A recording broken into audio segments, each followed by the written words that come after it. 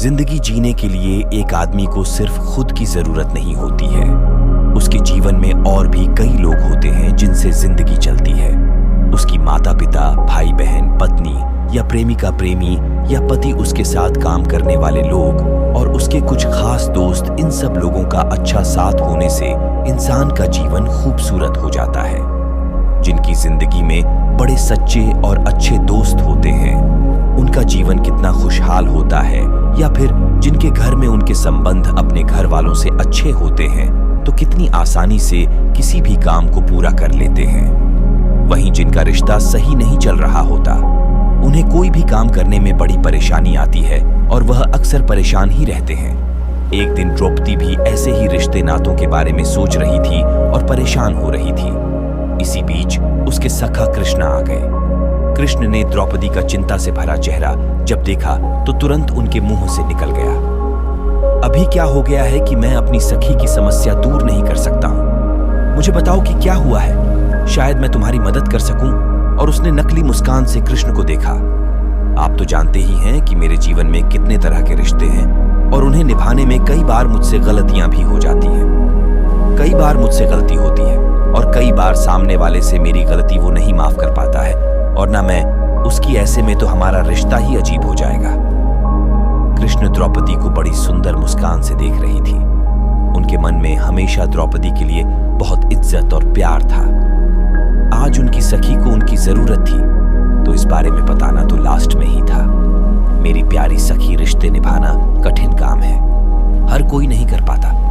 पर अगर थोड़ा संतुलन रखा जाए और सबसे जरूरी बात की, किसी भी रिश्ते में चाहे वह पति का हो या कोई और, उसमें सबसे जरूरी है प्यार। अगर प्यार नहीं होगा तो रिश्ता होने का कोई मतलब नहीं है। जहां प्यार सच में होता है वहां रिश्ता निभाना आसान हो जाता है। जहां प्यार नहीं होता वहां बस लोग दिन गिन गिन कर काटते हैं और इंतजार करते हैं। प्यार के रिश्ते के अलावा जो लोग हैं उनके लिए मन में इज्जत होनी चाहिए और कुछ लोगों के लिए मन में ढेर सारी दया, प्रेम और दया का बड़ा संबंध है। जहां दया होगी वह प्रेम का होना जरूरी नहीं है, पर जहां प्रेम है वहां दया जरूर होती है।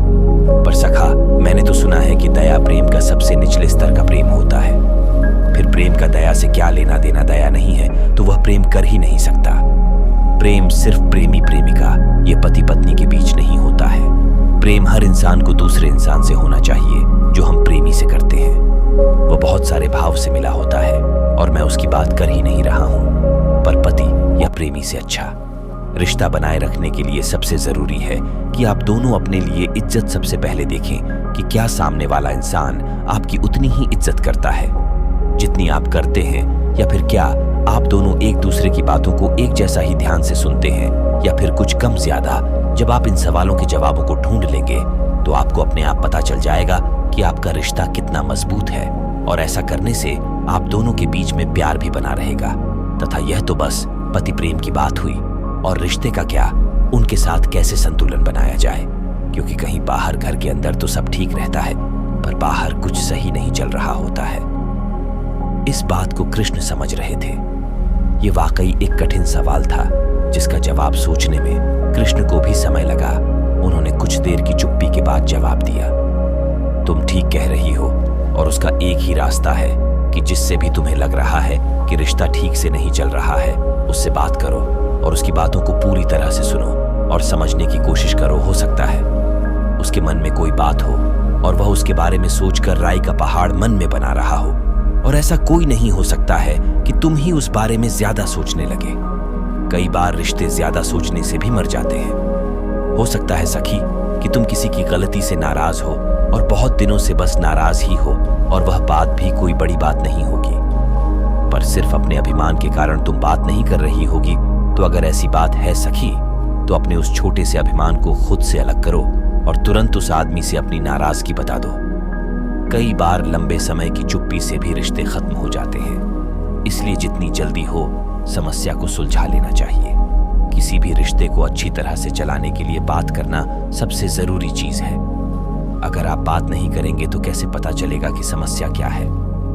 आप तो अपने मन में एक दुनिया बना लेंगे जो सच भी नहीं होगी।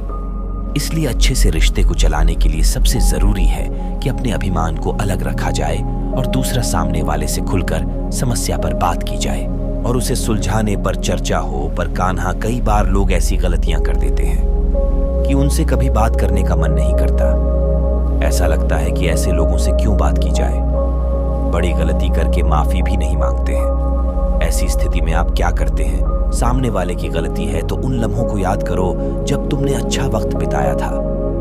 सिर्फ एक गलती की वजह से तुम पूरा एक रिश्ता नहीं खत्म कर सकती हो। एक अच्छा दोस्त या एक अच्छा रिश्ता अभिमान और अक्कड़ के कारण खोना मुझे सबसे बड़ी बेवकूफी लगती है। अगर तुम्हारी गलती है तो उससे माफी मांग लो, और अगर सामने वाले की गलती है तो उसे माफ कर दो। इतना ही आसान है और इन सबसे जरूरी है। रिश्ते में सच्चाई, जो इंसान अपने साथी या दोस्त के साथ सच्चा होता है, वह रिश्ता उतना ही मजबूत होता है।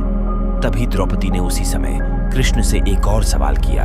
तथा कई बार ऐसा भी होता है कि कुछ लोग हमारी जिंदगी में बेवजह दखल देते हैं और बेवजह जबरदस्ती हमारी जिंदगी में घुसने की कोशिश करते हैं। ऐसे में हमें क्या करना चाहिए?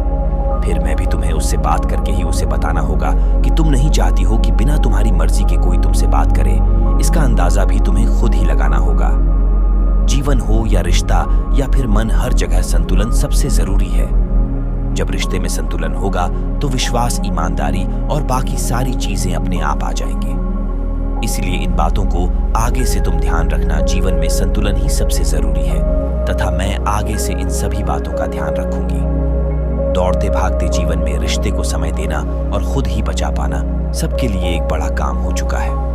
उस बीच में न जाने कितनी गलतफहमियां हो जाती हैं और उन्हें ठीक करने का समय भी नहीं मिलता है। ऐसे में सबसे जरूरी है कि भले ही कुछ मिनट ही क्यों ना हो, उन्हें निकालो और अपने प्यारे लोगों से मिलकर अपने रिश्तों को ठीक करें। फिर चाहे वह माता पिता से हो, भाई बहन, पत्नी पति, किसी से भी हो, बात कीजिए और समस्या को ठीक कीजिए।